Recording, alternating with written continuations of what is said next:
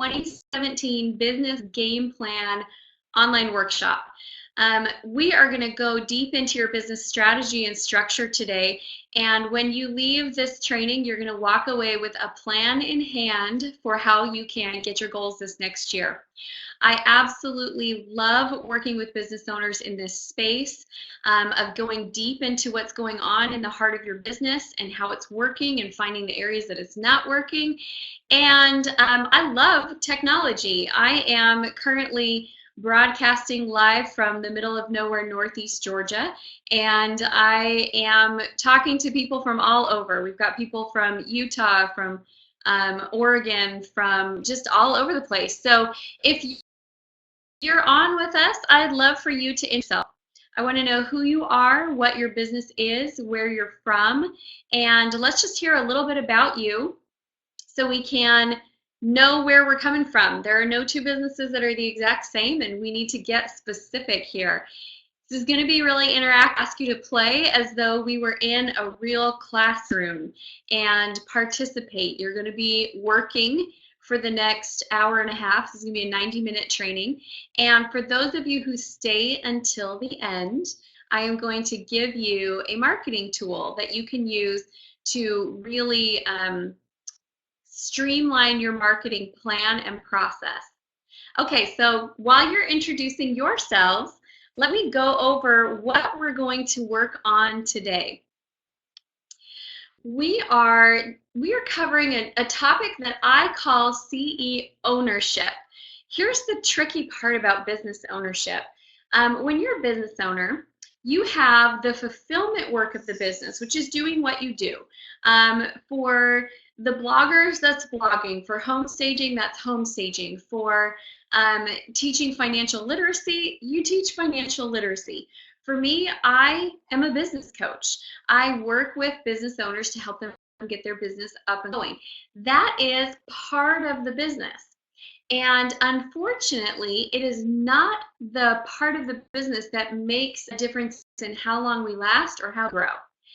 You can have the best service in the world, and if you don't have the best business in the world to go along with that best service, you still don't withstand the test of time. I'm going to give you a challenge right now. I want you each to think of somebody who does something similar to what you do, and you think that they don't do as good of a job as you do, or maybe they overcharge, maybe they underdeliver, but they actually make more money than your business does. Can you think of somebody in that category? And if you can, just type in yes, let me know.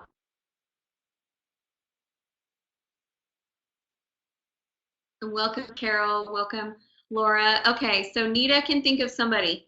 So Cynthia can think of somebody. Here's the honest truth, and this is why I'm going to be your best friend today. It's really the strength of your business that determines how far and how fast you go. So you actually have two jobs. You have one job, which is being the business owner that fulfills the service and make sure that your clients are happy, that they're taken care of. And then you have this other job, which is being the CEO of your company and managing the marketing and the sales and the fulfillment and leadership and coming up with plans for expansion and growth. There's a whole other side to your business that, in all honesty,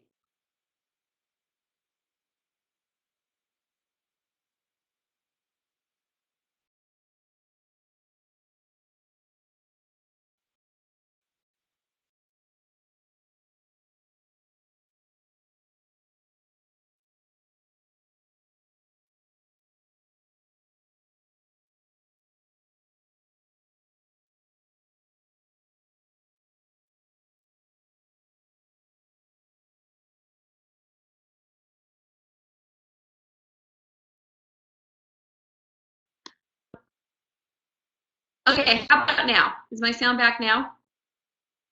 Because as much as I'm sure I look very cute just moving my mouth, I kind of want you to hear what I'm saying. So, okay, sound's back. Woo! All right, here's what we are covering now. We are going to cover how do you create sustainable growth without drowning in chaos. Have you ever gone to grow and expand your business and then you feel like everything's coming on, you're in chaos. Customers are all of a sudden not happy when before, when it was small, they were always happy. Team members are coming and going and cycling through faster. You can't seem to remember everything you're supposed to do. Has anyone experienced that before, where you go after growth, but all of a sudden it's super overwhelming and it's super chaotic? Okay, Laura's been there. I can empathize. A lot of business owners can empathize with you on this. So we're going to talk about how do we create growth that is sustainable, but not going to throw you into too much chaos. We're also going to talk about loving how you make money. This one matters to me, and I'll share with you on the next slide a little bit why. We are going to talk about, I'm going to introduce to you the difference between a fulfillment-focused business model and a foundation-focused business model, and why you want to move into the foundation-focused model. Am I breaking that for everybody, or is it just for Carol? I'm going to give you a couple of tips. Let's just do some housekeeping. Get everything off of your computer closed, because, in fact, I'm just going to check and make sure everything on my computer is closed too. Because these webinar programs take up a lot of space, and they can definitely cause you some trouble if you're not paying attention to having everything closed. Okay, I'm going to make sure everything's closed on mine. If you are like me, you know, tend to keep a lot of things open. We'll get this all closed out, and we'll be good to roll. We're having a closing party, officially a closing party. Making sure our computers are not trying to do anything else.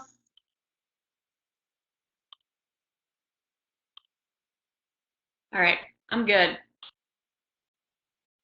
All right, how are we now on sound? Are we doing a little bit better? I can call in from the phone if I need to, so just keep me updated on how sound is going. All right, so we're going to cover why we want to be in a foundation-focused business model versus fulfillment, which is where a lot of business out, especially small business owners.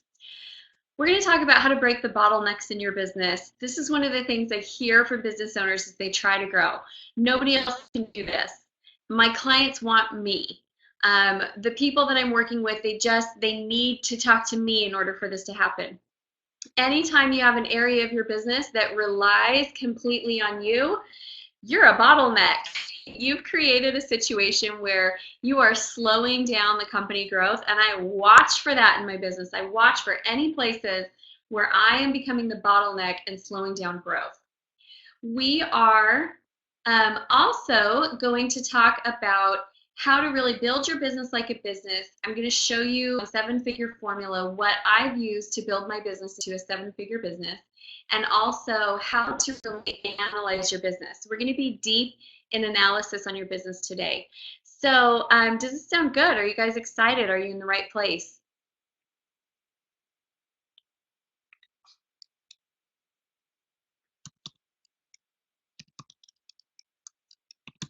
Awesome. Okay, we're in the right place. And I was just going to say, Sophia, try reloading, but if she can't hear or see anything, then that's not going to help for me to say it. So typed it. Hopefully we're good there. I want to introduce you to my company's mission. This is our mission statement. Amy Walker Consulting builds leaders through structuring businesses that provide the 4 pillars of success: financial strength, time freedom, strong relationships, and living in alignment with personal belief. A business leader with true success is a powerful contributor to our global family. I love this mission statement because I am a mom to 5 boys. I live in the middle of nowhere, Northeast Georgia. I have 2 goats, 2 dogs, 1 cat, 10 acres, and I love life. For me, when I was in a place where I was pursuing the wrong types of growth in business, I found myself more stressed out. I found myself feeling less creative. I found myself feeling more like business was a burden. Even though I still loved what I did, I just found that I was operating in too much stress. And so, as we're in this space today of talking about business growth, I really want to share with you that I am not picturing in my mind some kind of one size fits all formula for what success looks like for your business. That's up to you to determine what success looks like. It's up to you to determine how do you love making money. I love working with my clients when I'm working with the right ones. So for me to pursue all business owners, it's not a joyful place for me in business because some of them are not going to want to create with me. Some of them don't want to grow and they don't want to expand. And you might say, no, Amy, all business owners do. Not really. Some of them really always are putting the brakes on their business and they don't follow things. And so when we talk about how we love to make money, I want you to really be thinking through what's my sweet spot? Who are my absolute favorite clients to serve? Who do I love working with? If I could be making tons and buckets full of money in my business, what would I want that to look like? Because as we build the structure and foundation, what we're trying to move you towards is your version of success. My version of success is this. I am in my jeans. I am in my office at home. I love being at home. My husband checks in on me to make sure my webinar is working and I can figure out my computer. We work together in our business. We spend lots of time with our kids. They're very busy boys. They range in age from 4 to 14.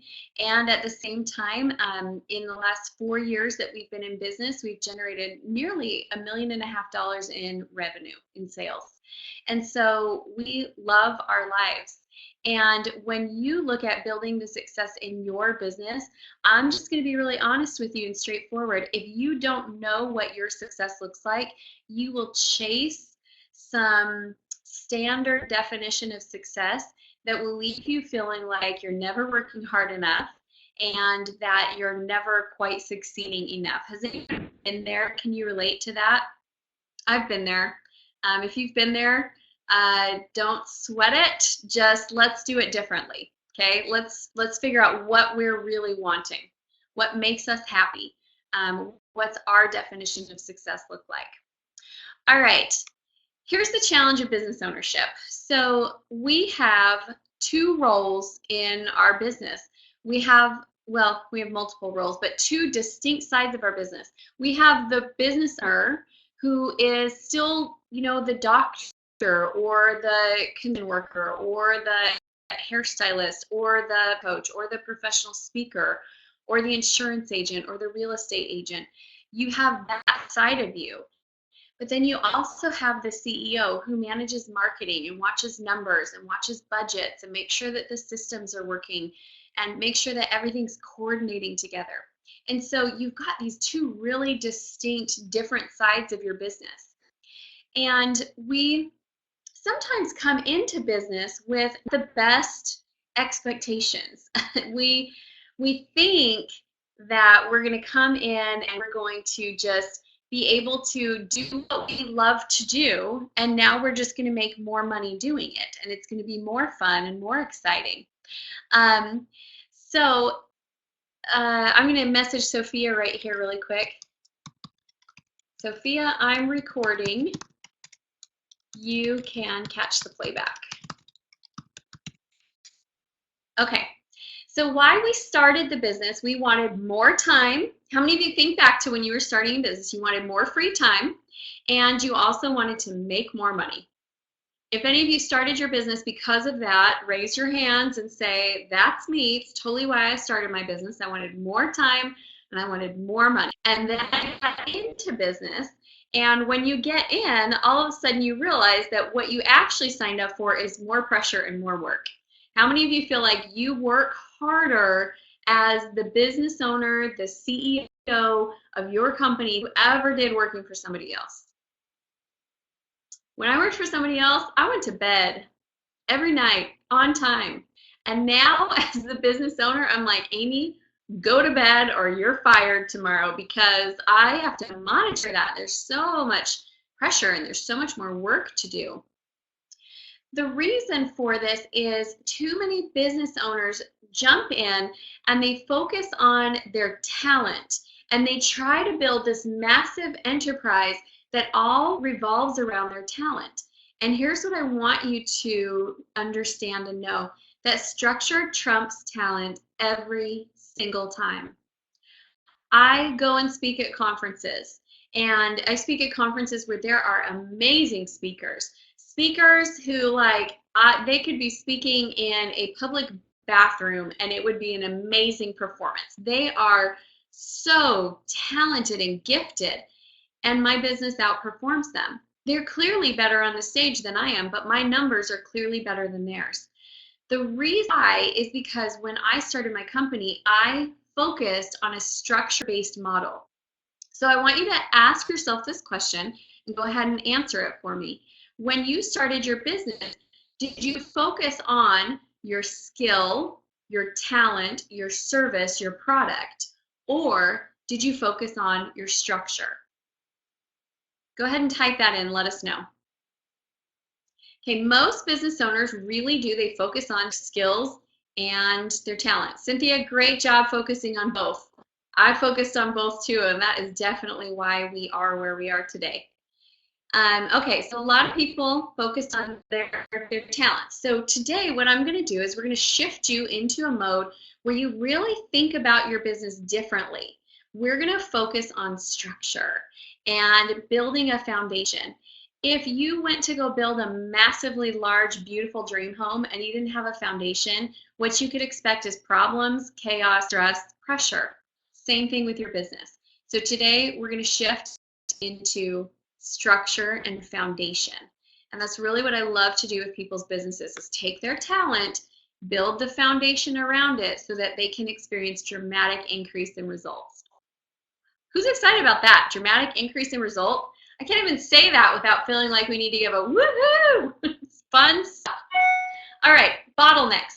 We've got to talk about bottlenecks because as we move forward in your business with structure and support, what you're actually doing is you're getting yourself out of all the areas of your business and you're putting yourself into the areas of your business where you really need to be. This is called a bottleneck. A bottleneck is anytime you have an area in your business where you slow the growth down because you're the only one who can do it. So when I started in my business, very first bottleneck that we had was I was trying to be the admin person. So I would go out there and I would sell programs, I would enroll clients, and then I would forget to charge their cards. And all of a sudden, I'd go to charge their cards 2 weeks late, and the money wasn't there. And they're like, "Oh, I didn't realize you hadn't charged it. I'm sorry. Let me." And it was stressful for them. Let me figure things out. It was embarrassing for them. It's embarrassing for me too. I was like, how can I be in business and I don't remember to charge people's cards? Well, I was a bottleneck for money moving through our company. I didn't have the time to do it. So I needed to bring in somebody. And I actually remembered when I hired her, I said, okay, it's probably only going to be like 5 hours a week. She has been working for me fairly close to full time for the last 4 years. So that was the first bottleneck that we broke. The second was we had, I was marketing consistently and committedly marketing. And so I had all these leads coming through and then I didn't have time to call them. So I was a bottleneck there. So I brought somebody in and I got them to call my leads and set up appointments for me. And that opened up some space.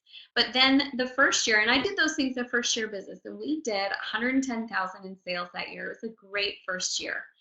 But the next year, I was like, okay, where are my bottlenecks? And I tried to break as many of them as I could. I hired other sales people. I got systems in place that that allowed us to expand and didn't require as much hands-on work from me. That caused us to quadruple our revenue that year. The next year after that, the bottleneck that I broke was everybody that was coaching with our company was coaching directly with me. And guess what? I was out of hours in the day. And so I either had to say, that's it, doors closed, we can't take on any more clients, or I had to figure out a way how to take my brain and transfer it into a way that I could hire other dynamic coaches to come in and help with our information so we can continue to support new business owners. So what I want you to identify right now is a couple areas of bottleneck that you have. What are the things that you're holding on to that are actually slowing down business growth? making it so it can't move, it can't progress, it can't expand. Where are you the bottleneck? And write down about 5, and then go ahead and type in maybe your top 1, so it can just be your top 1.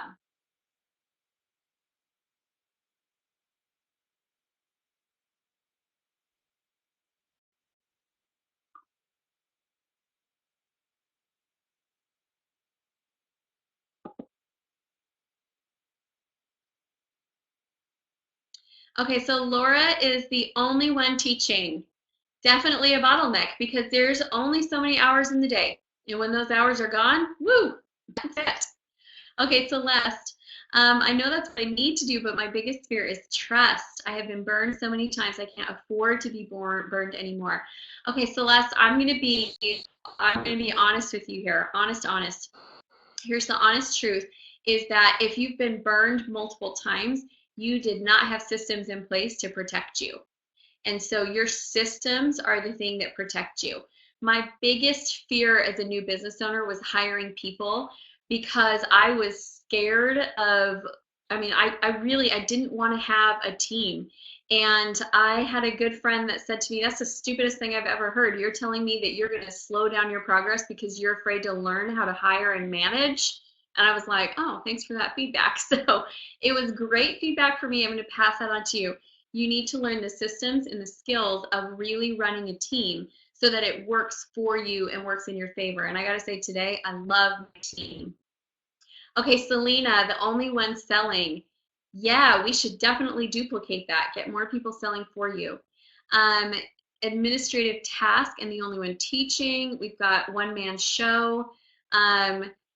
Okay, you guys, you're seeing it. We've got some great things here. We've got to learn to not be the bottleneck in our business. So right now, I just want you to type in, I'm fired, and it's great. It is great. Type it in if you will embrace that. I'm fired, and it's great. Because here's the beautiful part. When you move into this place of building a foundation for your business, you can bring on people who are better at the things that you're wanting them to do. Now, I'm not saying I have anyone in my business who's better than me at all things, but I have a marketing assistant who is better at landing page design than I will ever be. I have my business manager is better in Infusionsoft and Excel than I will ever be. My husband is more organized with details than I will ever be. And so it's wonderful that we can support ourselves with this team of people who are better than we will ever be. And that allows us to spend our time in the areas where we are better than anyone else will ever be. It's a beautiful thing. So congratulations on firing yourself. It has never felt so good to be fired, right? Best fire ever. We're about to get into analysis. However, I want to just paint this picture one more time. I feel like you're getting it, but I can't like bring this in enough. Business versus work. Business, when you are business owners and you are the CEO of your company, you're focused on things like structure, consistency, your business strategy, managing your team, marketing, products, and programs. When you are just working for yourself, because there's a big difference between being a business owner and working for yourself. When you're working for yourself, you really have a sprinter work output where you're constantly running. You're focusing on like, who's next? Who's my next client? Where's our next deal coming from? Am I going to close another website this month? You're focused highly on your services. You tend to be a solopreneur. You have a few systems that you rely on. And when you do business in that work mode, when you work for yourself, you tend to have more feast or famine, where it's kind of going up and down and up and down. That makes sense? We need to make sure that we're focusing on moving into business structure. Okay, I got a couple questions here. Where do I go to find trustworthy people? I'm going to cover that, so we can talk about that, Celeste. And Cynthia, you know what? I'm happy to give you guys slides. You're welcome to have a copy of these. So I will post them in my I'll post them in one of my groups, the Conscious Currency Crew group. I'll post them in there for you. Okay, also I'm sending out a replay recording, which is probably where you're going to get the most value, because sometimes when you look at slides, you're like, what was that again? But the replay will have everything. Okay, fulfillment model of business. In the fulfillment model of your business, you really are very niche to three things. You do a lot of three things. You do a lot of fulfillment, which fulfillment takes time, and fulfillment is whatever thing you do, your skill. If you are like Selena sells grass-fed beef, Selena, that's the beef and harvesting and raising and shipping, and that's the fulfillment. Then you've got marketing, which is how you get your name out there. That's the social media. That's the Facebook ads. That's the email marketing. That's just all the things you do to get yourself out there so people even know you're in business. And then you sell. And when you're in a fulfillment model of business, that's pretty much all that you do. You fulfill, you market, you sell. You fulfill, you market, you sell. Fulfill, market, sell. That's it. Now I want to show you what I really would love for you to move into. This is the foundation model of business. So in the foundation model of your business, you actually have different departments. So instead of one person fulfilling, marketing, and selling, now you're going to move into the foundation model where you're building departments, you're building systems. Sometimes you can have a department that is run entirely by a system or a program. Sometimes it's bringing in people.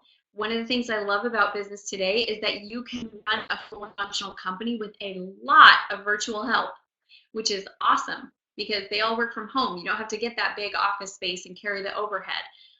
You don't have to pay all of the same taxes because they're independent contractors and they work for you and they work for other people. It's a phenomenal way to be able to expand. So here's our different areas we're going to be focusing on, and we are going to do some analysis here. So number one area is sales.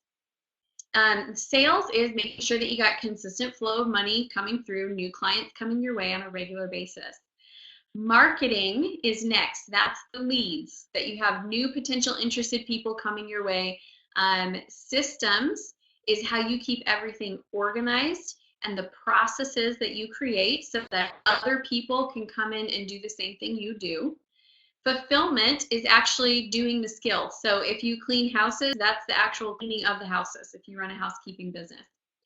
Product development is making sure that your products are up to speed and that they're on trend and they're not getting stale and stagnant, your products or your programs. And then leadership and scalability is managing all of the people and creating the plans for expansion and growth. So let's break these down into each model. I do recommend that you take notes on these slides. We did send out worksheets. Some of you got them, some of you didn't. I check your junk mail folder because we actually sent them out twice. So they should be in there somewhere, but check that junk mail folder, see if you can find them. If not, take notes. So here's what we are focusing on inside of our sales department. So number one is we've got to be able to pre-qualify leads, making sure that we're talking to the right people. We hold sales conversations. We follow up with leads and prospects. We set and track weekly sales goals to line up with our quarterly, our monthly, and our annual goals. We hire, we train, we incentivize, and we manage sales team. And then we uphold the standards in our sales team. So there's kind of two phases of sales. There's the first phase of getting sales working yourself. That would be pre-qualifying leads, holding sales conversations, following up, setting and tracking your numbers. Then when you move into the phase of having a sales team, now you've got other people who are doing that with you. So I think you can probably see right now that it would be ideal if you had somebody that was full-time in sales. What if somebody was working 40 hours a week in your business? What if you had 80 hours or 120 hours a week going into sales in your business?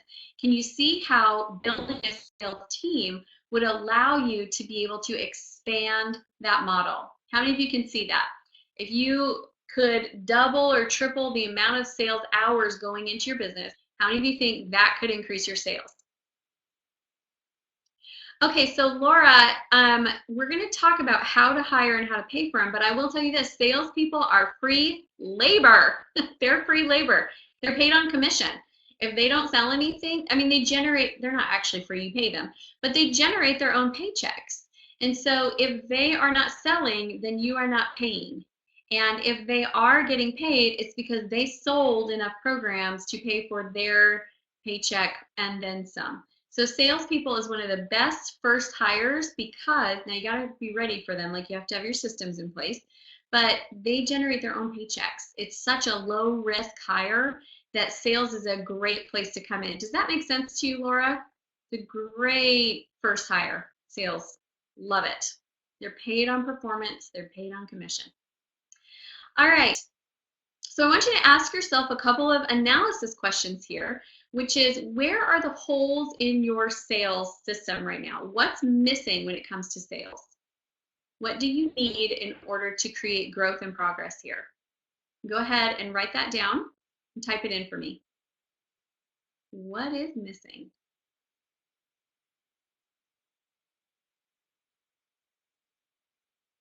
Okay, so Carol's missing the system and the people. Here's the good news and the bad news. Business works when all the pieces are in place. Business does not work when you got missing pieces. It's the good and the bad all at the same time, depending on which end of it you're on. Okay, Sophia, training your team how to sell and upsell.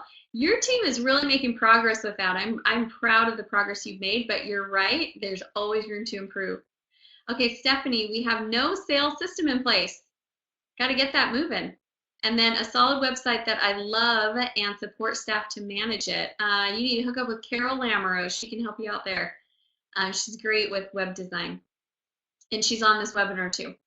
Okay, so sales and people. So we've got to look at that sales piece first. Now, I will tell you right now that a good salesperson as a business owner can produce a six-figure income. It's very hard for them to produce farther than that without having a team. And if your sales skills are not good, then you're not going to make it to that six-figure mark. You have to have personal sales skills or a great sales team. You can do it either way, but that's the sales end of it. All right, I want you to write down one thing specifically that you want to do in order to get your sales moving in the right direction. Go ahead and write that down.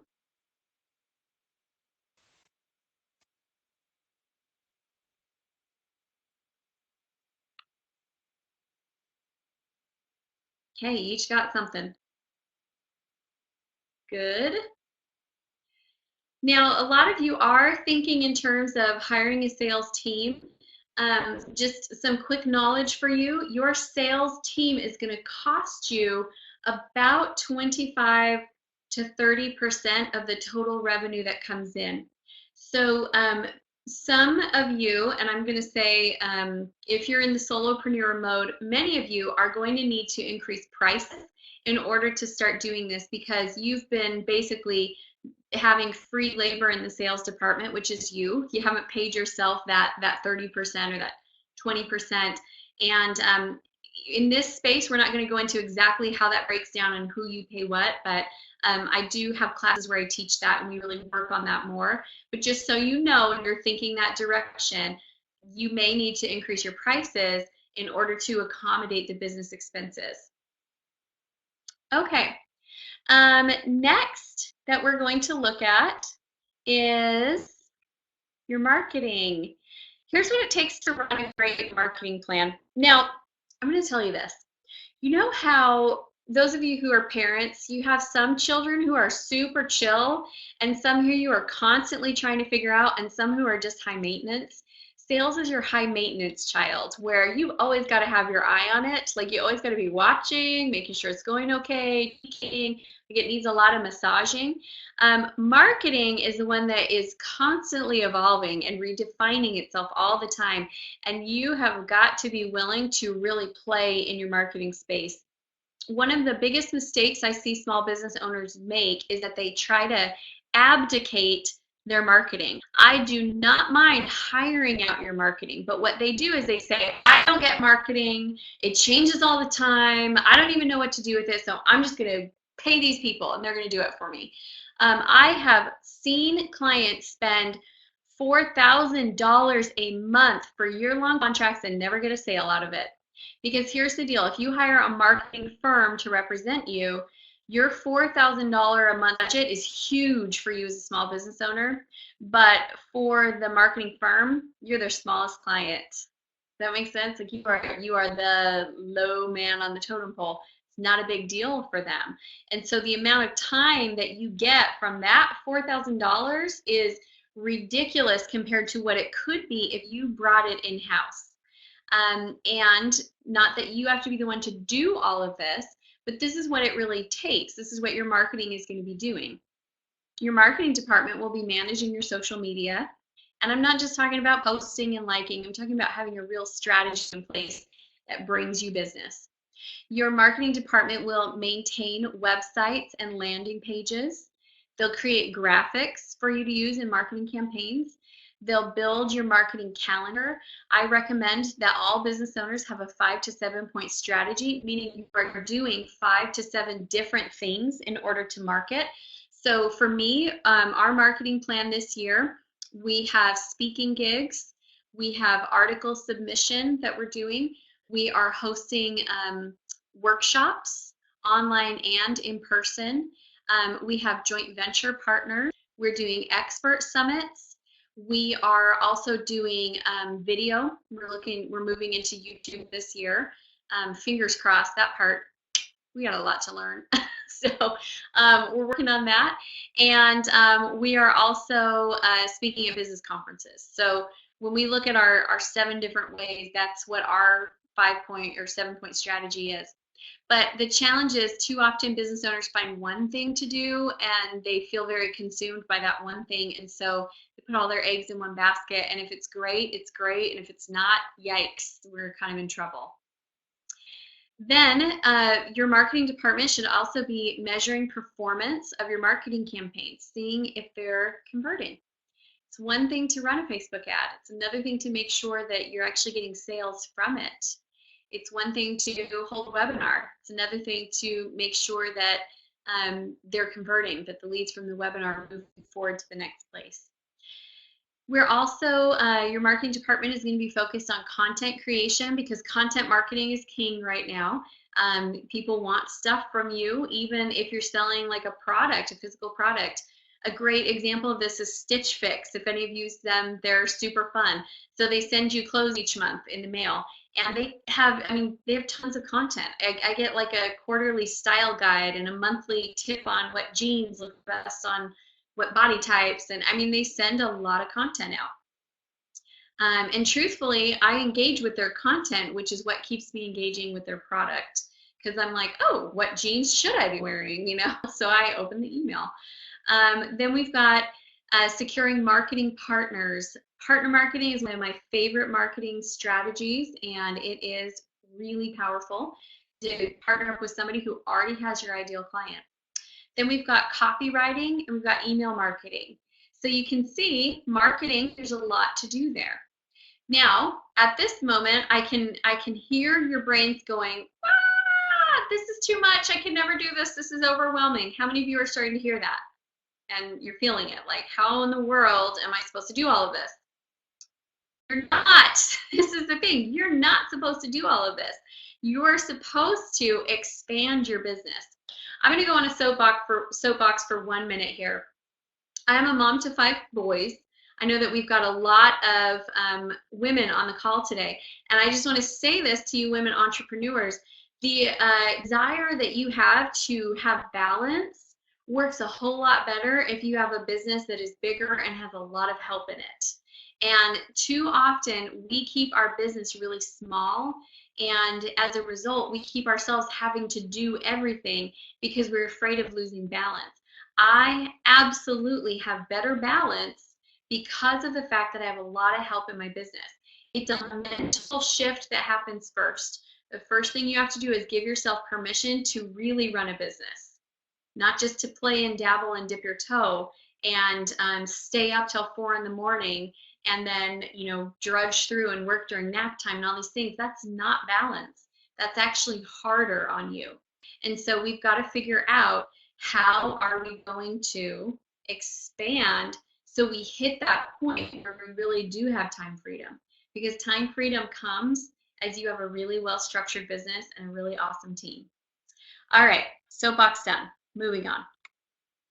Fulfillment is next. So in fulfillment, we are creating a winning experience for clients as they use and interact with our product, our service, or our program. Fulfillment is all about having great customer service, great delivery of whatever we've said that we're going to do. And this is where your longevity in customer retention comes from. Businesses that are strong in marketing and sales will make more money than businesses that are strong in fulfillment, but businesses that are strong in fulfillment will not have to market and sell at the same level forever because they keep their clients. Does that make sense? Like the fact that our clients are very happy with the experience of working with us and that they refer other people to us, it makes our job easier than somebody who they're really great at selling, but then when you get into their program, you're like, that's it, huh? Okay. So we want to make sure that we're strong in both. But I find a lot of entrepreneurs are stronger in fulfillment than they are in their systems. So I'm just going to leave it at that. Product development. This is where we are creating new products, we're perfecting existing products, and we're creating upgrades to existing products. So those of you who are in a service-based business, really it's a matter of fine-tuning your service. What do people really want from you? What do they value? What can you add in that's going to make you set apart from everybody else in your industry? For those of you who are physical product-based, it's making sure that your product stays on trend. Think about it this way: cosmetics. We're not wearing the same cosmetics that we were 15 years ago. Right? Things change, trends change. You want your product line to always feel fresh, but without being overwhelming. As a small business owner, the way that you make more money is oftentimes not by expanding how much you sell. It's oftentimes by expanding your marketing to sell your core product really well.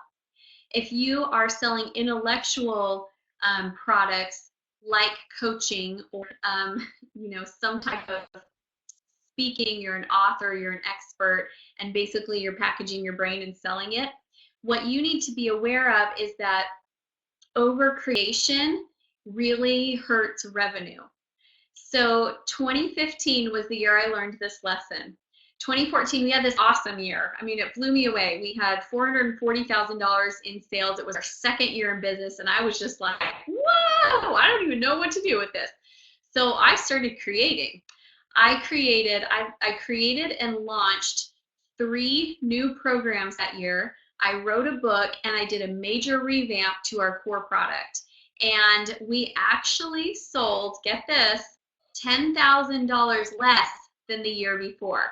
Here's the reason. Because we couldn't manage the marketing and the sales of all of that at the same time. So just pay attention to make sure that you're not hurting your sales by over creating. Now, I love to create. In fact, before this call, I was writing. I love to create. It's my favorite space in my business. But I have to manage my creation with my commitment to getting it out there in the world.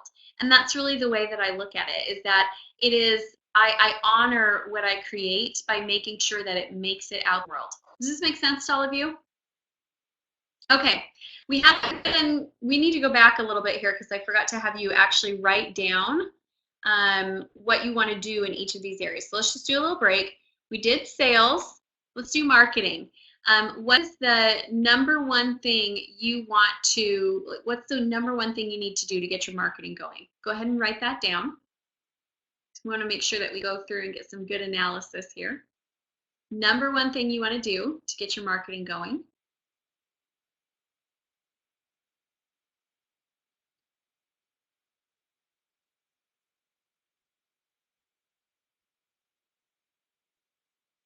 Okay, create a marketing calendar, good. Social media and marketing partners, good. Marketing partners, source leads. I need to manage social media better, build an online presence. Okay, good, you're getting it. You're seeing what your things are that you need to do to get your marketing rolling. All right, next, let's look at fulfillment. Some of you are going to look at your fulfillment and honestly, it's going to be great. Some of you are going to look at your fulfillment and say, okay, the thing that I need to do is make it so that other people can fulfill, like my products are not ready for other people to fulfill. And some of you may have something just different that you need to do to make that experience more amazing. So go ahead and write in what's the number one thing that you need to do to get your fulfillment on track.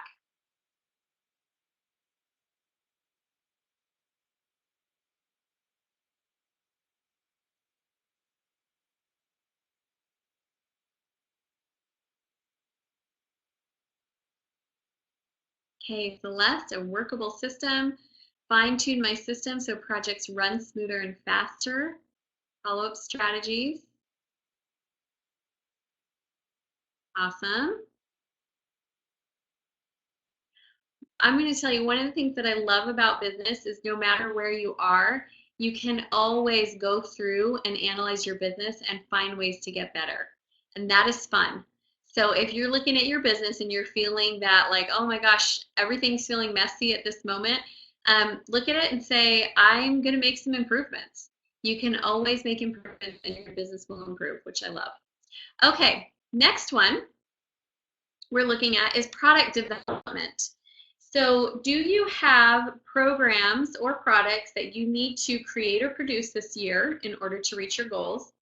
Do you have anything that you need to slow down on production, meaning you need to shelf a project until a later time because you're still needing to market and sell your current ones? What do you need to do for product development this year in order to get that moving? For me to reach my 2017 goals, I actually cut out 3 of my core products this year. And we're just focusing on the ones where we create the best wins for clients. So sometimes your product development looks like an expansion, sometimes it doesn't.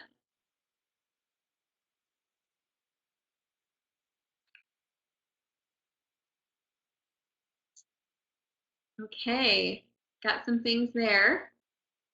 Let's move to the next one. Systems. All right, now systems are a little tricky because depending on your business, you're going to need different types of systems. I just put in here some systems that I think most businesses need, but systems are really, they're not one size fits all, and you have to figure out what works for your business. But one of the things that we do with our system that most people need to be doing is managing CRM. That's a client relationship management program where you can keep track of your clients, what they've purchased from you, what emails they've engaged with, what's their history with you, so that when you go in and you pull up a client, you can really see who this person is and what you've created with them. Managing your database, that would be like cleaning up duplicates in your list. Handling the opt-outs, just making sure that everything's clean, segmenting the list so you know, I'm like, for example, I have a promotion that I'm going to be sending out this week, but it's only going relation within our list because it only applies to them. So it's not being blasted to the whole list. QuickBooks is one of the systems that you need to keep your finances in order. Managing your profit and loss statements, watching those. Cataloging and storing your information, providing internal support for the departments, just making sure they run smoothly and they run the way that they're supposed to. Your systems are powerful. And there are a lot of, like I mentioned, there's a lot of different types of systems. We have systems for our sales team that this is how we do it. They the process being in place, the way that they report, the way that they get paid. We have systems in place for our client fulfillment. So when clients come in, there's an order to which they receive their information. There's an onboarding process that we go through so that we don't have people slip through the cracks. So all of that is going to really want to get to the point where your business is fully systematized. I'm going to be honest with you here. For most business owners, that takes 1 to 2 years from the time that they start focusing on it, like seriously. So it doesn't happen overnight. And what you've got to do is you've got to choose where am I going to start and what's the system that's going to get most impact first? And then you're just consistently building systems until they're built. And then by the time they get built, for me, I outgrew them and needed to redo them again. But we're in a really good place with our systems now where I feel like we're not going to be consistently rebuilding all the time. Okay, so Cynthia just changed CRMs and I'm now embarking on getting up and running on a much more muscular system. I love that, a muscular system. It makes it sound manly. I'll just tell you this, don't be afraid, Cynthia, to hire somebody who's already an expert in that program to build it for you and then turn it over to you to maintain and run. Sometimes you can get it up faster and for less cost doing it that way than trying to figure it out on your own. So don't be afraid to do that if that's what makes the most sense for you. And depending on what system it is, if it's like a mainstream one like Infusionsoft or Ontraport, there are people who are really good at it that's what they do is they set up the build. If it's one that's kind of newer, you just are going to be looking for somebody who's just good with understanding platforms and pretty quick at learning them. All right, go ahead and write down what system do you need to build first? What are you going to work on? Go ahead and write in what system we're building first. Carol, I was actually thinking about your sales system this morning. I have some ideas to share with you.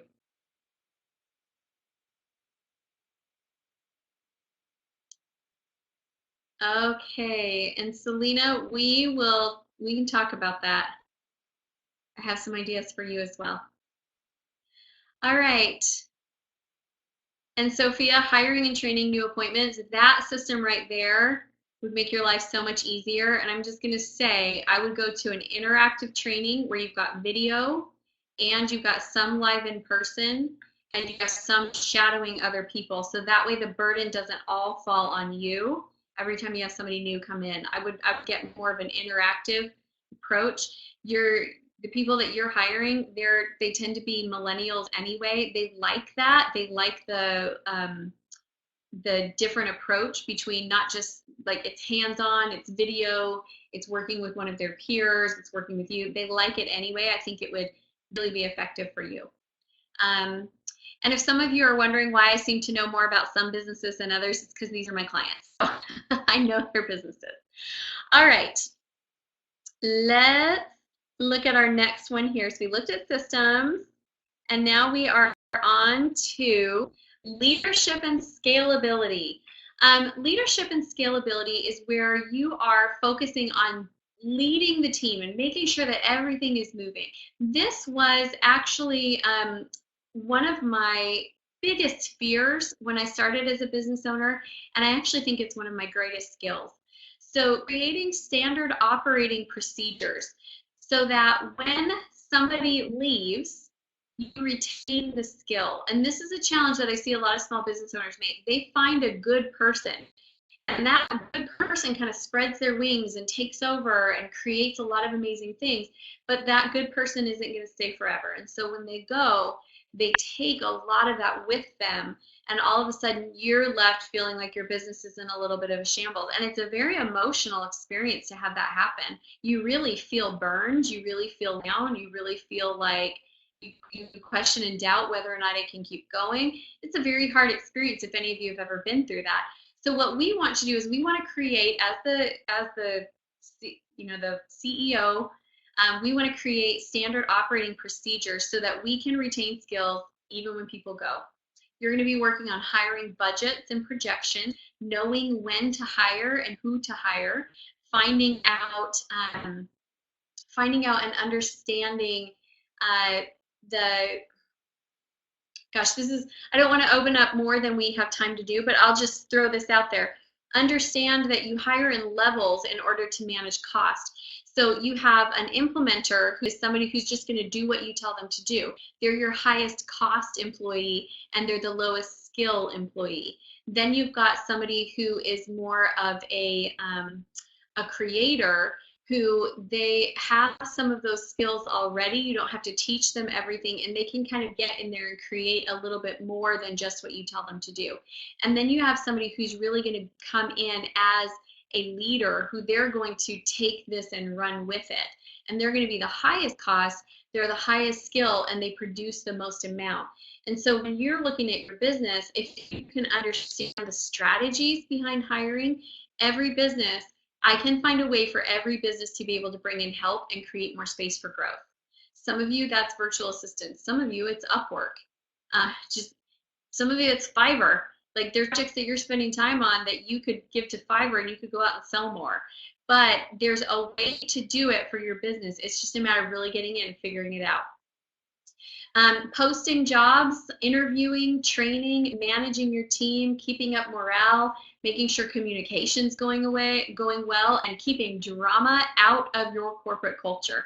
All of that goes into leadership and scalability. So I want you to go ahead and write down, what do you need to do this year in order to be successful in this area? Leadership and scalability, growing, building your team, allowing the business to expand beyond you. What do you need to do?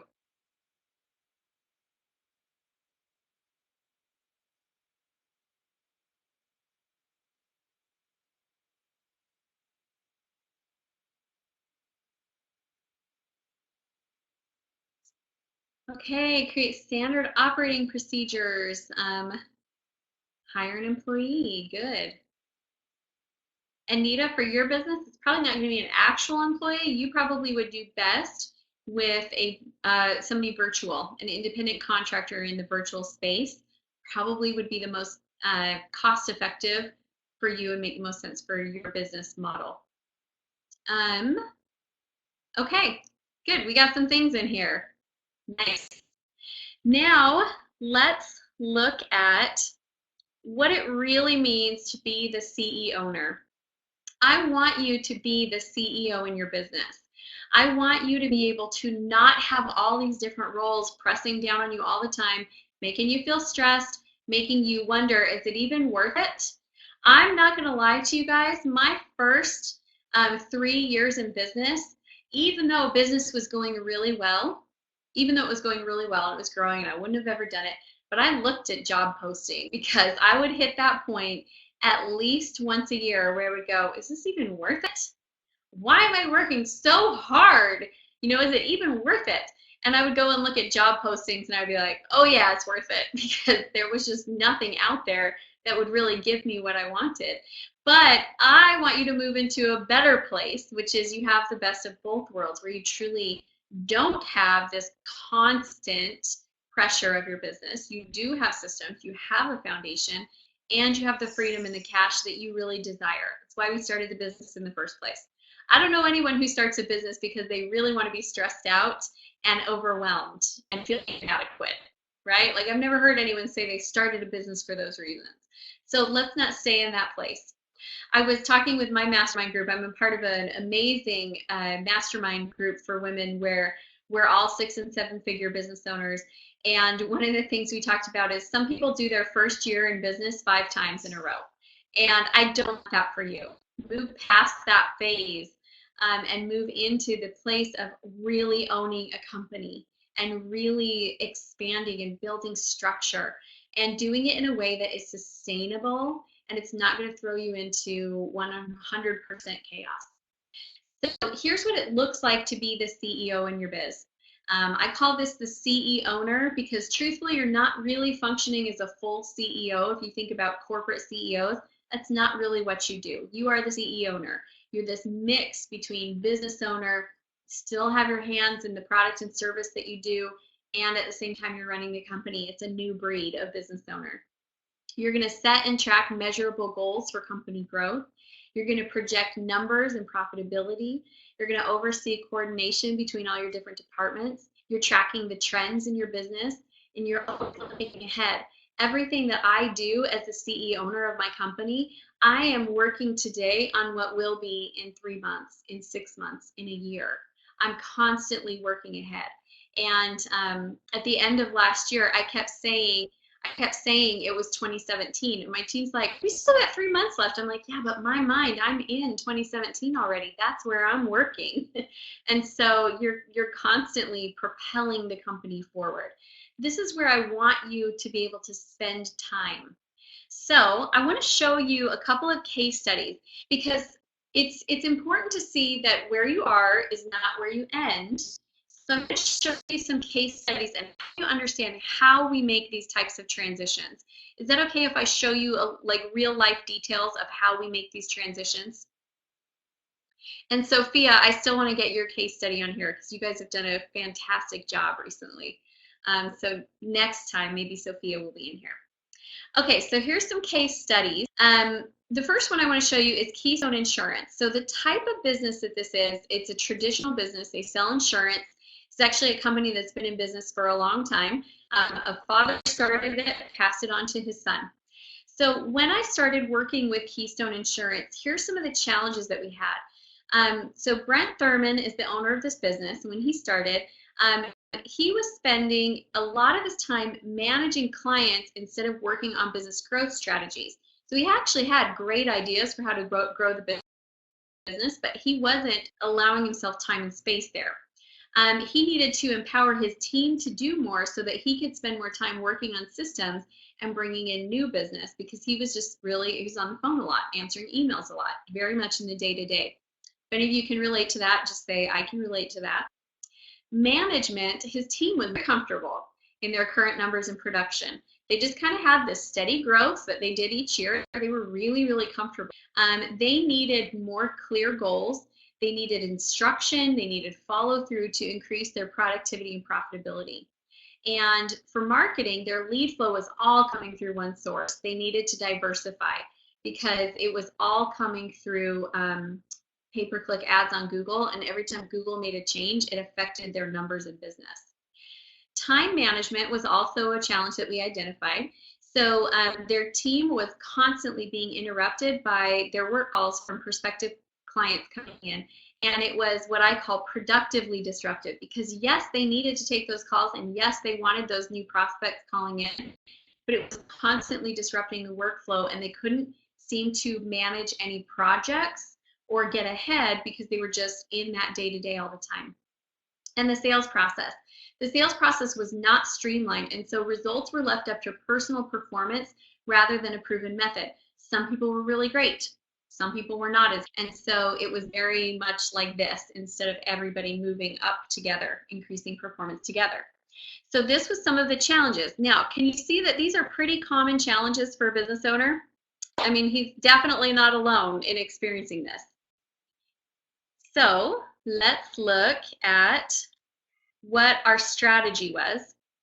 These are the areas we worked on. We worked on personal leadership. So Brent actively worked on his leadership style to be more effective in the role of CEO versus just hanging out as the implementer. Managing systems, the team implemented weekly meetings, goal setting, reporting, and stronger tracking of activity. They put benchmarks in place, and underperforming team members were coached to increase performance. And the cool thing was, the team members that were the biggest concern, that it was really like, I don't know if they're going to get this, I don't know if they're going to be able to move, they hit their benchmarks. And we were so excited to see that happen, because this is a family business.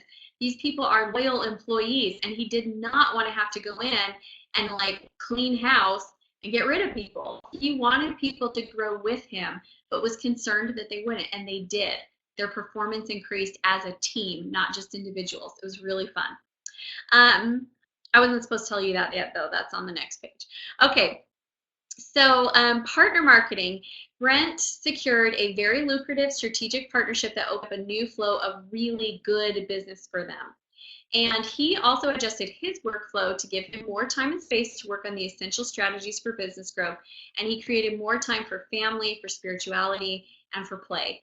And the sales process, we also worked on that. The team adjusted their process of getting bids, handling follow-up calls, and the sales processes to increase closes. So here's what happened. The business wins. The company had a stretch goal number that they'd never hit before. It was like on their, on their vision board. They wanted to hit it, and it actually became their new norm. They hit it every single month. Took them about 6 months to get there, and then they never dropped below. They created a successful partnership and a process that they can repeat with other partners, and they increase employee performance. The personal wins was that Brett got to adjust his work hours to allow more time for faith, family, and play. He no longer felt guilty about going to the gym every day or heading home early for a family activity because he knew that his business was really well managed. And here's just a testimonial from Brent about what his experience was. Working with Amy Walker over the last year has brought a new level of clarity that I didn't have before. As a business owner who was already having some level of success, it was not only difficult, but a little bit scary to imagine changing things up, even though I knew we could do better. The vision, ideas, workflows, and time management skills that Amy suggested allowed us to increase our new production by 30% and allowed me to lead with more confidence and efficiency as a business owner. Everyone needs a coach like Amy in their corner to bring a clearer vision of what is possible. Give Brent a big round of applause. He is not just a great business owner, he's just a great guy too. Dedicated husband, dedicated dad, great guy. All right, let's look at an online business now. So we showed a traditional business, and some of you can see yourself in that. Some of you are more online businesses, and hopefully you can see yourself in this. So this is Jill Winger. Jill Winger runs the Prairie Homestead. And when we started coaching together, here's some of the challenges that she had. She had a great marketing vehicle in place with her blog, but she lacked experience in training her team. So the way Jill's business is set up is she runs the prairiehomestead.com. It's a great blog. And then she has a network marketing business where she brings people into the company, but they kind of come through the blog. So she had a great marketing vehicle, didn't have a lot of experience in training her team. She didn't have systems in place. She wanted to grow to the top levels in her company, but she was actually overwhelmed by just meeting the needs of her mid-sized team.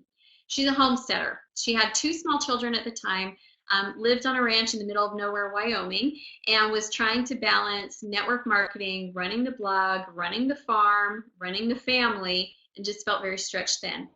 And she had a lot of big personalities to manage. She's got a pretty easygoing, chill nature.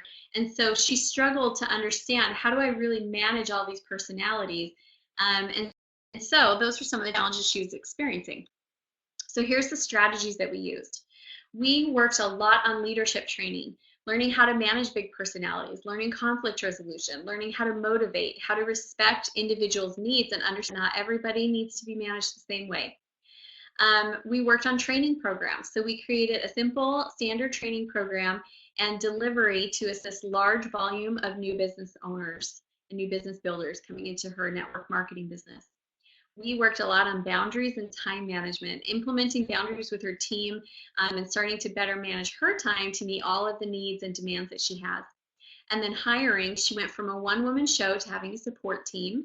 And proactive sales strategies and production planning. So she now goes into every month with a game plan in place instead of just waiting to see what happens. Now, Jill and I actually have worked together for 2.5 years, and during that time, Jill had a 700% increase in her income. How many of you would like that? I absolutely love and adore her. You should go check out her blog, The Prairie Homestead, because she is humble, unassuming, 30-year-old mommy who earns more money than most CEOs. She's amazing. She achieved the rank of Presidential Diamond in her company. She co-organized an omelet that produced multiple 6 figures on its own. She has created an online blogging course. She feels much more confident navigating her role as a leader. Another thing that I should add on here, she has helped other people, many other people, to generate 6-figure businesses on their own as well. So she didn't just do it on her own. She's brought other people in with her. Personal wins, she had her 3rd baby this year. Her husband was able to quit his job, become a full-time rancher. They renovated their house. And Jill has been able to actually reconnect with her passion, which is horse competition. So she's a full-time mom working less than 40 hours on most weeks, and she earns more than most CEOs of major corporations. The reason I'm sharing with you the business wins as well as the personal wins is because I want you to understand that I am committed to what success really is, which is building the life you want. So as we grow your business, we're not trying to box you into working more and more and more. Okay, and here's a testimonial from Jill. Working with Amy has radically changed the way I run my business, deal with people. One of the most challenging parts of my business is dealing with the drastically different personality styles of team members, and Amy has given me practical, actionable tools for working with them all. I feel confident and equipped to handle whatever is thrown my way. In 1 year of working with Amy, I've increased my income by 750% each month. Exciting stuff. Give Jill a round of applause too. Yay, Jill. All right. How many of you want to experience this type of growth, where it's not just about working harder and working more, but that you really want to be able to have the business and have the life that matters to you? How many of you want that?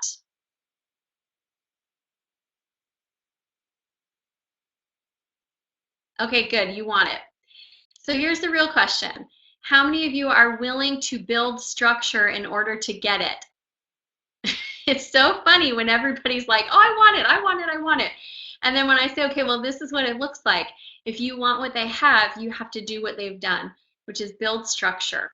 And all of a sudden it's like, oh, you mean I can't just fly by the seat of my pants all the time? No, you can't. It's not the way that it happens. And Kate, you are absolutely right. It's easier said than done. It takes work to build structure. All right. So let's kind of review what the challenge is here. And you guys, we were really close to being done. Thank you for staying. Thank you for playing full out. Thank you for taking an honest look at your business. I'm going to give you some great opportunities here in the next couple of minutes and hopefully leave you with very clear understanding of what needs to happen in your business this year for you to get where you want to go. So this is the challenge of small business owners. You all have ideas for growth. I know that you do. I know it's not a lack of ideas that keeps you from getting where you want to go. You lay awake at night thinking about ideas for things you could do. Am I right? Who's with me? How many of you sometimes can't sleep at night because you're just like, what if I did this? And what if I did this? Okay, so it's not a lack of ideas. It's not having time to implement them. You're skilled in your core product, but you don't know how to run all the areas of your business. It's a struggle to balance hiring, training, and managing your team while still producing income. You sell products or services, and you get busy fulfilling on them, and then you struggle to find the time to keep focusing on selling, and so you end up having this up and down income. I sell, and then I've got to take care of those people. And oh, now I have to sell again. Oh, wait, now I have to take care of these people. And so it kind of goes like this. You desperately want more from life than being in your business 100% of the time. That one, I can so feel that one. And you give so much to your business that sometimes it feels like your family gets whatever is left over, whatever you have left over to give, whatever leftover time, whatever leftover patience, whatever leftover energy. This is the challenge of being a small business owner, and this is what I really feel is my mission to correct, because I really see that there are so many inspired, wonderful people in business ownership right now and in entrepreneurship that if we could go back to that mission at the very beginning, if we can build true success, you get to be global contributors and you have the time and the space to really fulfill your mission in life and make this world a better, greater place. And I am still that little girl that believes we can change the world if we do it all together. So my mission is to change the way that we do business. And here's the CE owner solution. This is really what it takes. You got to step into this role of being the CE owner, where you're running your business as that hybrid between the owner and the CEO, because you're, as a small business owner, you're never really going to be fully a CEO. You can't just be the business owner. You've got to find that hybrid of the two. I want you to have strong systems that support your growth. I want you to build an amazing team that works with efficiency and synergy and that supports your corporate culture. I love the way that my team treats people. I love it. I want you to structure your sales system. I want you to create a marketing plan to always keep you in lead flow. You always have people flowing through. I want you to learn to be the leader that your organization needs. Even if you're not there today, I want you to be getting there, working on that process. And I want you to be able to equip and train your team to better perform in their roles. this is what the solution looks like. So how many of you are committed to becoming a CE owner? Raise your hand virtually. Give me a, that's me, I'm in, I'm committed. How many of you are committed to this? Awesome. Okay. And like Kate so wisely said, easier said than done. Now that you're committed, you gotta do the work. And it is going to be work, and it is going to take time, and it is going to be a process. Do you remember when I said 1 to 2 years is how long it takes most business owners from the time that they really start? Doesn't mean new business owner, because like I said, you could have been doing first year in business for the last 5 years. I mean, from the time you really commit and get serious, it's going to take you 1 to 2 years. So having said that, some of you at this point may be wondering, what is the role that I play in this for you? How can I help you? This is what I do in business. There are a lot of genius coaches who are genius in different areas. Where my genius is I take your talent and I show you how to build the structure around it to create something that lasts and that can grow and that's not going to overrun your life. That's what I do. That's my magic sweet spot. And so for those of you who are interested in spending some more time with me, I have an invitation for you. I want to invite you to our CEO Circle. So the CEO Circle is a 3-day in-depth workshop.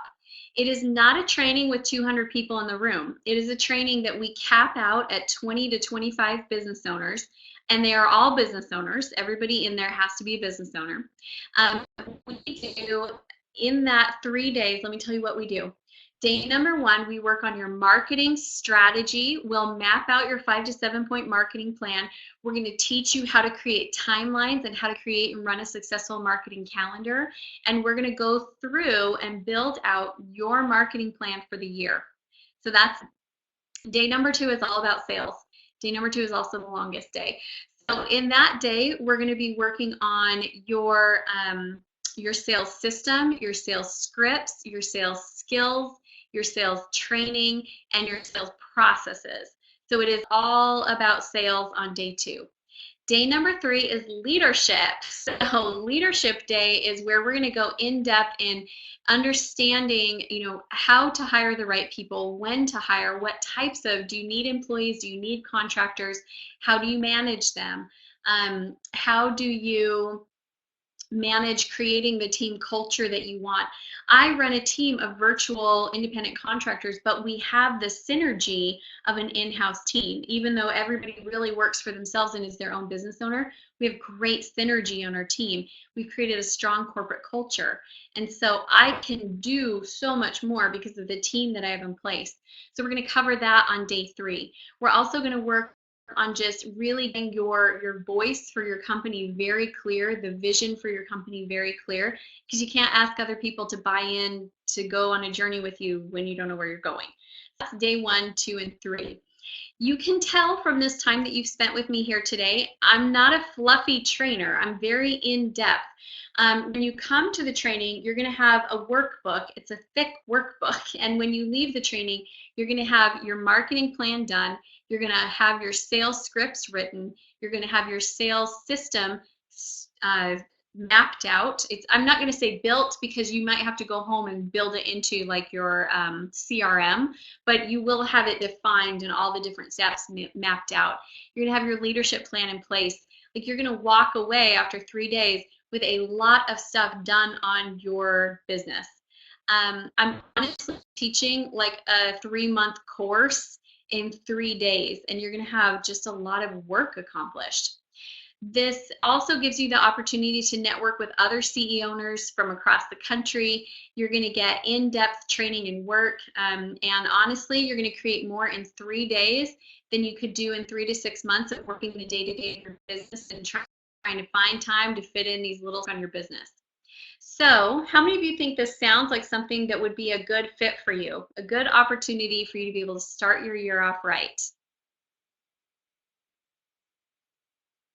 Awesome. Selena thinks it would be good. Okay, we got more than just Selena. I'm like, come on, guys. You tell me you want it, I'm telling you we can do it. So let's make this happen. Let's make it happen.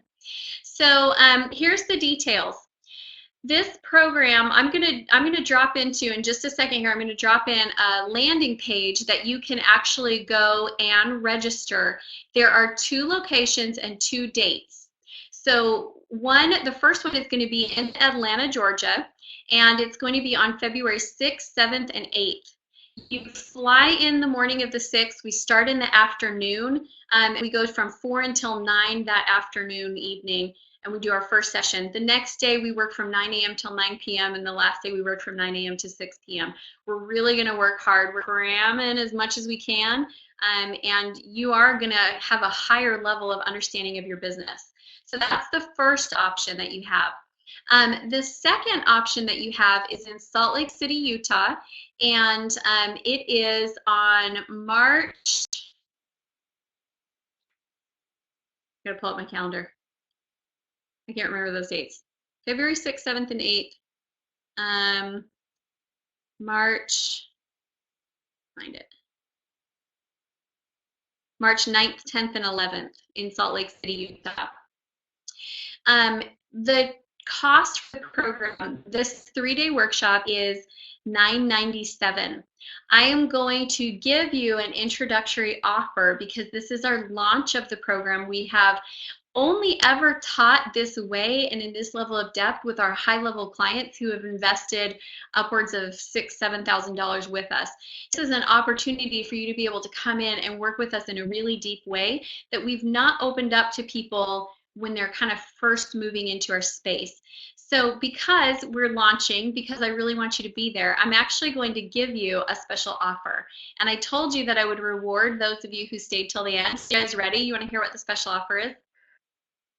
How many of you are like, okay, $997, it would be worth it. If I could even get one of these problems fixed, I'm sure I could generate an extra $1,000 this year.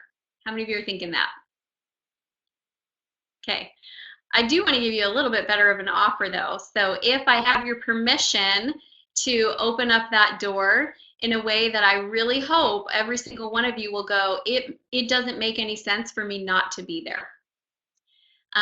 I know people who teach in-depth workshops like this, and they usually range between $3,000 and about $7,000 for the 3-day training. Ours is $997 on a regular basis. I'm going to open up the doors for you for the next 24 hours. So you have 24 hours from now. If you want to go, you can actually go for $500. Pretty good deal. We're going to include lunch and dinner. You are responsible for getting yourself there and taking care of any accommodations, getting yourself breakfast in the morning, but we'll provide lunch and dinner and snacks, your workbook, all your training, and you can come for $500. So I'm gonna also throw in an additional bonus, which is that for the first 5 people to go and register, like you want to, okay, dates in Atlanta are February 6th, 7th, and 8th. And then March is in Salt Lake City. It's in 9th, 10th, and 11th. Okay, first 5 people. I'm going to give you an additional bonus here. And the bonus is going to be that I'm going to also give you our Marketing Mastery course, which is a 6-module training course that you can share with your marketing on your team. Maybe that's you. Maybe it's somebody that is in your company that's been trying to do this marketing thing for you and they just can't quite figure it out. I'm going to actually give you that 6-module course that you can use for any one person inside of your company. That is a $1,000 program. So the first 5 people, and I am actually going to watch, and I do highly recommend if you want to be one of those 5, I recommend that you go over to the site and you just go for it. And I do need to find that for you right here. So let me pull that up. I'll put the site in. You're going to get that as well. New tab. Let me pull up the link.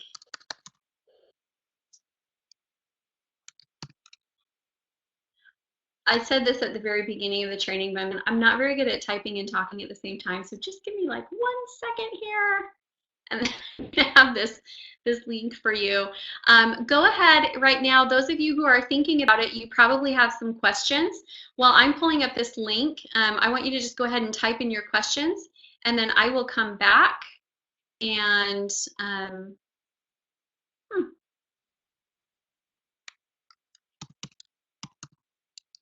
I'll come back over and answer those. Okay, I'm gonna have to get someone on my team to send that to me because it's not letting me log in. So send that message really fast. Sorry about this, guys.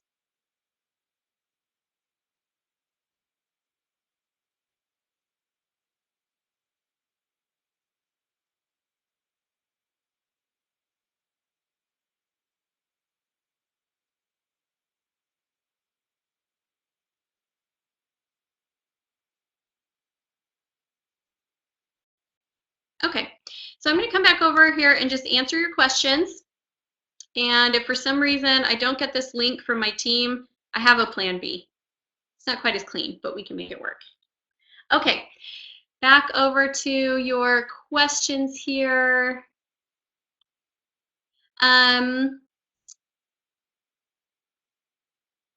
Okay, Stephanie, I got you the dates. The first 5 get Marketing Mastery. So it's a course that they can use, a 6-week course, and it's valued at $1,000, and they can have somebody in their company go through that course. Katie, so my service is home staging, and I'm still having trouble determining if I'm at the level to take this on. Kate, sorry, I called you Katie. Kate, my question is for you, really, how committed are you to building this business? Because I love that you said you're the first year for the 3rd year in a row. That's the hardest place to be, which is that 1 foot in, 1 foot off, kind of going for it, kind of holding back. It's the hardest place to be. So my question for you, Kate, that I think you should really honestly answer yourself is, are you ready to let that go? And are you ready to just simply do it and stop wondering and worrying and just really do it? It's going to take work, and it's not work that is only for the few, the brave and the, gorgeous. It's just going to take work and building structure and getting some support in your team. All right. What else? What other questions can I ask? Still trying to get my team here to send me this link. We have not awesome cell phone coverage, so I'm trying to text them, and my text will go through. So I'm trying Facebook Messenger.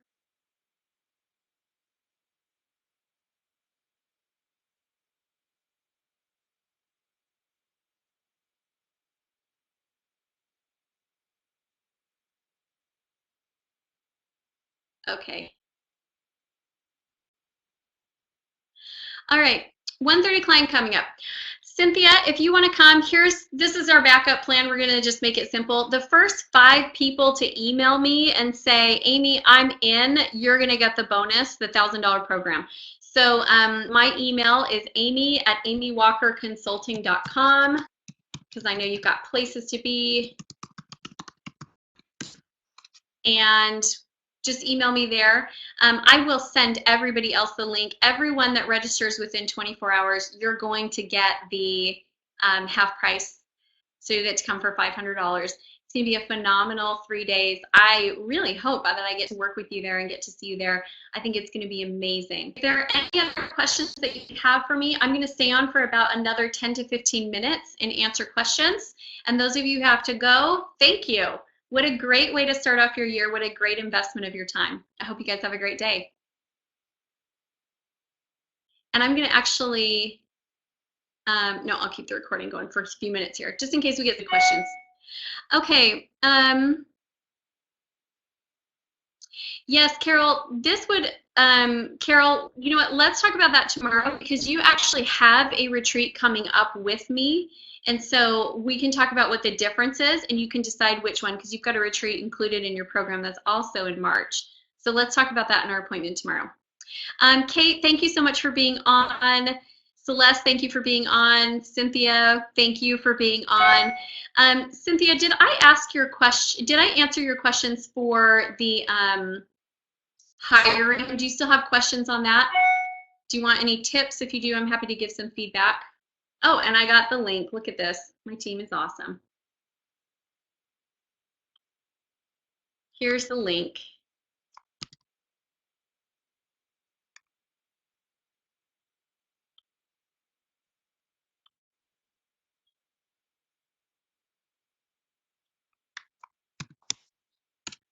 Okay. Did you lose sound, or can you hear me again?